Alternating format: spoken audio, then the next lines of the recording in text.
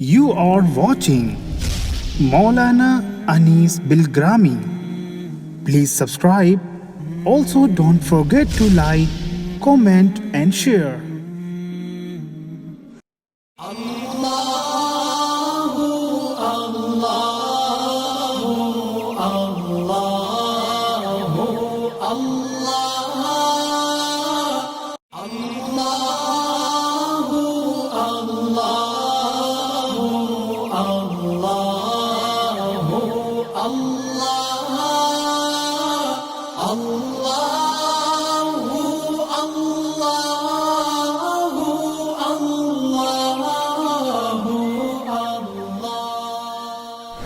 السلام علیکم ورحمۃ اللہ وبرکاتہ۔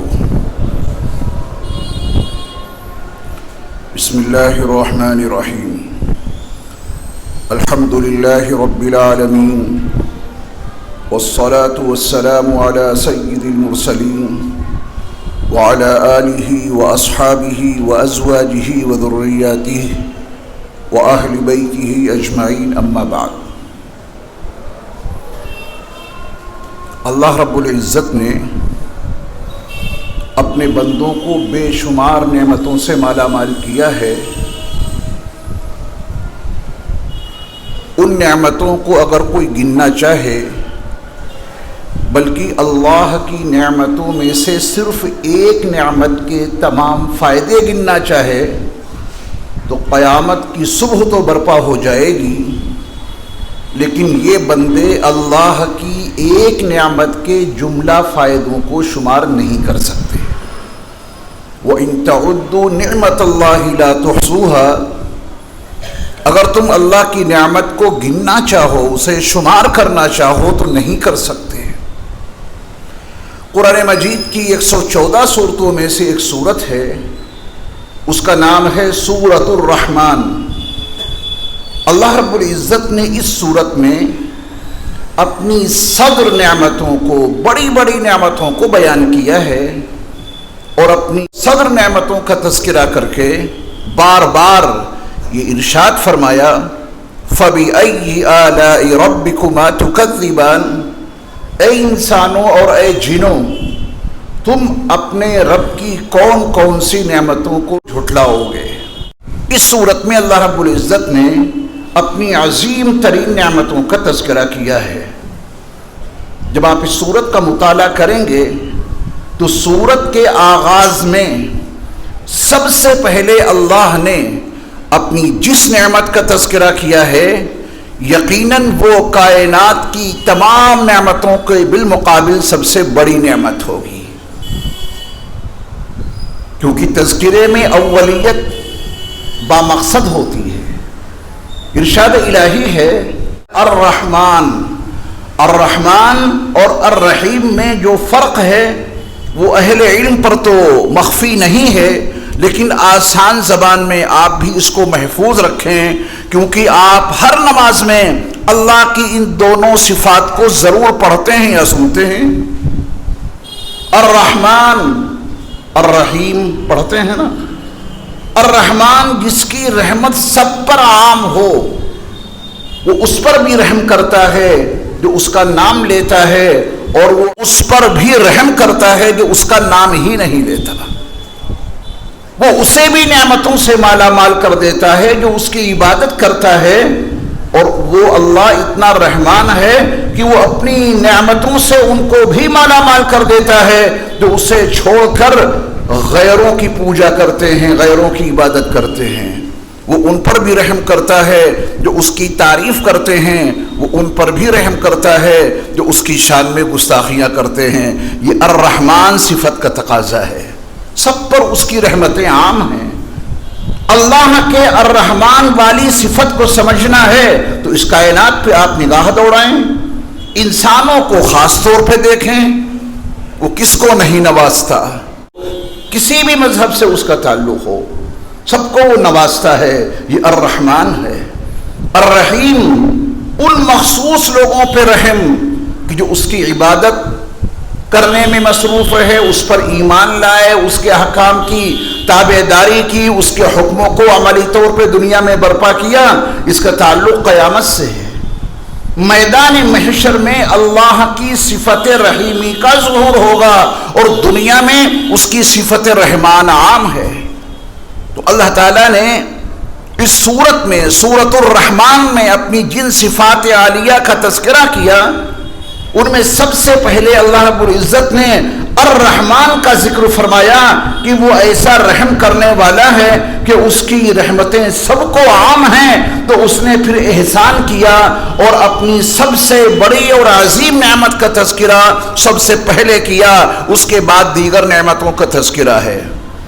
الرحمن علم القرآن، سورۃ الرحمن میں جو صدر نعمتوں کا تذکرہ ہے، ان میں سب سے پہلے ہمارے اللہ نے کس نعمت کا ذکر کیا؟ قرآن کا۔ الرحمن علم القرآن، رحمان جس کی رحمتیں سب کو عام ہیں، اس نے قرآن سکھا دیا۔ قرآن والی نعمت اس نے اپنے بندوں کو اپنے آخری نبی حضرت محمد صلی اللہ علیہ وسلم کے ذریعہ عطا کر دی۔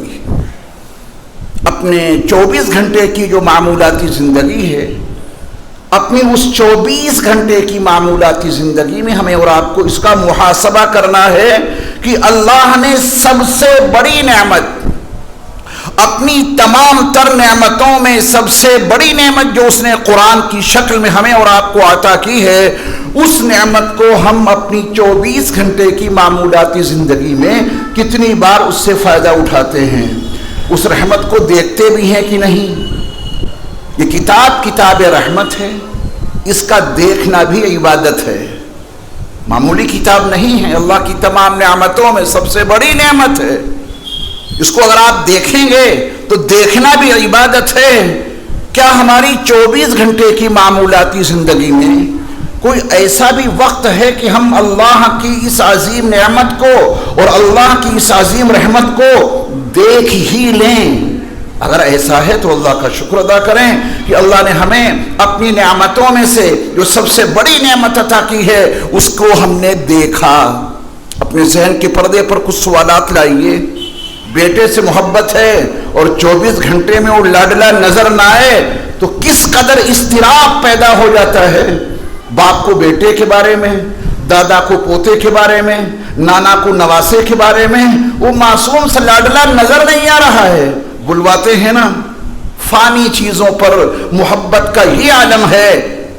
اللہ رب العزت نے باقی نعمت ہمیں اور آپ کو عطا کی جو ہمیشہ باقی رہے گی، اس عظیم نعمت کو جسے قرآن نے ان الفاظ میں بیان کیا، قد جاءتکم موعظۃ من ربکم وشفاء لما فی الصدور وہدی ورحمہ للمؤمنین۔ اللہ رب العزت نے فرمایا کہ تمہارے پاس تمہارے رب کی طرف سے وہ کتاب آ چکی ہے جو سراپا نصیحت ہے۔ اس کتاب کا تعارف اس آیت میں اللہ رب العزت نے کس عنوان سے کرایا؟ موعظہ۔ تمہارے رب کی جانب سے تمہارے پاس وہ کتاب آ چکی ہے جو سراپا نصیحت ہے۔ تو نصیحت حاصل کرنے والوں کو سراپا نصیحت کتاب سے ہی نصیحت حاصل کرنی چاہیے۔ آگے فرمایا کہ وشفاء لما فی الصدور، تمہارے دلوں میں، تمہارے سینوں میں جو بیماریاں ہیں، تمہارے سینوں کی تمام بیماریوں کے لیے شفا بن کر یہ کتاب آئی ہے۔ اتنی عظیم کتاب کو ہم کتنی بار دیکھتے ہیں؟ اس عظیم کتاب کو ہم کتنا پڑھتے ہیں؟ اس عظیم کتاب سے ہمارا کتنا تعلق ہے، جس کے بارے میں اللہ نے فرمایا کہ تمہارے رب کی طرف سے تمہارے پاس کتاب آ چکی ہے، سراپا نصیحت ہے وہ کتاب۔ تمہارے سینوں کی جتنی بیماریاں ہیں ان تمام بیماریوں کے لیے شفا ہے وہ کتاب، سراپا ہدایت ہے وہ کتاب، سراپا رحمت ہے وہ کتاب ایمان والوں کے لیے۔ آپ غور فرمائیں، اس قرآن کو اللہ رب العزت نے رحمت قرار دیا ہے، ہدایت بھی ہے، سراپا رحمت بھی ہے۔ قرآنی آیات کے تناظر میں یہ حقیقت ثابت شدہ ہے کہ اللہ رب العزت نے اپنے آخری نبی حضرت محمد صلی اللہ علیہ وسلم کے تعارف میں فرمایا کہ وَمَا أَرْسَلْنَاكَ إِلَّا رَحْمَةً لِلْعَالَمِينَ۔ اللہ رب العزت نے اپنے آخری نبی حضرت محمد صلی اللہ علیہ وسلم کو تمام جہانوں کے لیے رحمت بنا کر کے بھیجا ہے۔ ہمارے نبی بھی سراپا رحمت، ہماری مذہبی کتاب بھی سراپا رحمت، اور یہ دونوں رحمتیں قرآن سے ثابت ہیں۔ قرآن بھی سراپا رحمت ہے اور ہمارے نبی بھی سراپا رحمت ہیں، اور اللہ رب العزت نے ان دو رحمتوں میں سے ہر رحمت کو دوسرے کے ساتھ مربوط کر دیا ہے۔ یعنی مذہبی کتاب قرآن والی رحمت اگر حاصل کرنا ہے تو رسول رحمت کے دامن سے وابستہ ہونا ہی پڑے گا۔ رسول رحمت کے بغیر یہ کتاب رحمت تمہیں مل نہیں سکتی، اور رسول رحمت کو اگر پانا ہے، رسول رحمت کو اگر سمجھنا ہے تو کتاب رحمت سے رابطہ قائم کرنا ہی پڑے گا، کیونکہ اس رسول رحمت کو کتاب رحمت کے بغیر نہیں سمجھ سکتے۔ سیدہ عائشہ صدیقہ رضی اللہ تعالی عنہا سے نبی کریم صلی اللہ علیہ وسلم کے اخلاق کے بارے میں سوال کیا گیا تھا، کیف کان خلق رسول اللہ صلی اللہ علیہ وسلم۔ پوچھنے والے وہ ہیں جو نبی صلی اللہ علیہ وسلم کے ساتھ ان کا زیادہ وقت گزرتا ہے خارجی زندگی میں، مسجد والی زندگی، شہر والی زندگی، جہاد کے راستوں والی زندگی، میدان کارزار میں جہاد کرنے والی زندگی۔ جس نبی کی زندگی کا اکثر حصہ جن صحابہ کے ساتھ گزرا وہ پوچھنے آئے ہیں ہماری اور آپ کی ماں ام المومنین سیدہ عائشہ صدیقہ رضی اللہ تعالی عنہا سے رسول کریم صلی اللہ علیہ وسلم کے اخلاق کے بارے میں۔